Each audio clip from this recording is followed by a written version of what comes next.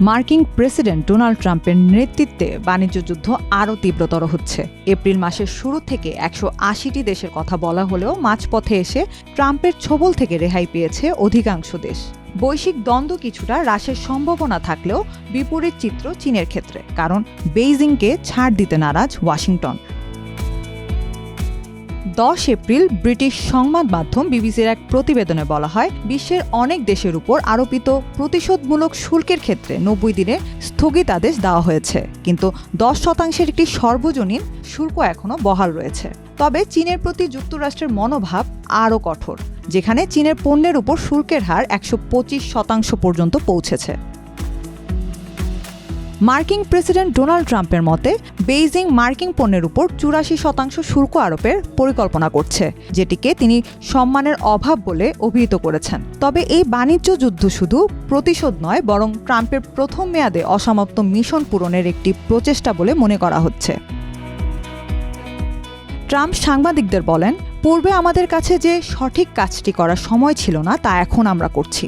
ট্রাম্পের এই বক্তব্যের মাধ্যমে তার উদ্দেশ্যের গভীরতা প্রকাশ পাচ্ছে। তার মূল লক্ষ্য চীনকে বিশ্বের কারখানা হিসেবে গড়ে ওঠা বাণিজ্য কাঠামোকে ভেঙে দেওয়া এবং সেই পুরনো ধারণাকে ভেঙে দেওয়া যে বাণিজ্য যত বেশি ততই মঙ্গল। ২০১২ সালে চীনের ব্যবসায়িক রাজধানী সাংহাইয়ে প্রায় সকলেই চীনের সাথে বর্ধিত বাণিজ্যকে ইতিবাচক দৃষ্টিতে দেখেছিলেন। সাশ্রয়ী দামে পণ্যের নিরবিচ্ছিন্ন সরবরাহ, বৈশ্বিক প্রবৃদ্ধির গতি এবং নতুন মধ্যবিত্ত শ্রেণীর উদ্ভব, সব মিলে তা ছিল এক সম্ভাবনার জোয়ার। এছাড়া চীন খুব অল্প সময়ে রোলস রয়েলস, জেনারেল মোটরস ও ভক্সওয়াগনের মতো কোম্পানিগুলোর জন্য সবচেয়ে বড় বাজার হয়ে ওঠে। তখন অনেকেই বিশ্বাস করতেন অর্থনৈতিক সমৃদ্ধির সঙ্গে সঙ্গে চীনের রাজনৈতিক সংস্কারও আসবে এবং এটি একসময় একটি ভোক্তা নির্ভর অর্থনীতিতে পরিণত হবে। কিন্তু সেই প্রত্যাশা বাস্তবে রূপ নেয়নি। চীন আগের মতোই তার রপ্তানি নির্ভর অর্থনৈতিক মডেল ধরে রাখে।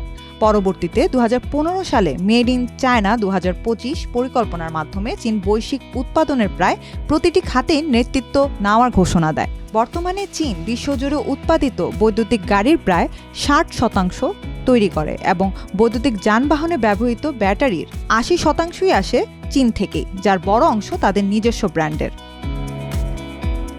এই বাস্তবতায় ট্রাম্প আবার ফিরে এসেছেন রাজনীতির মঞ্চে।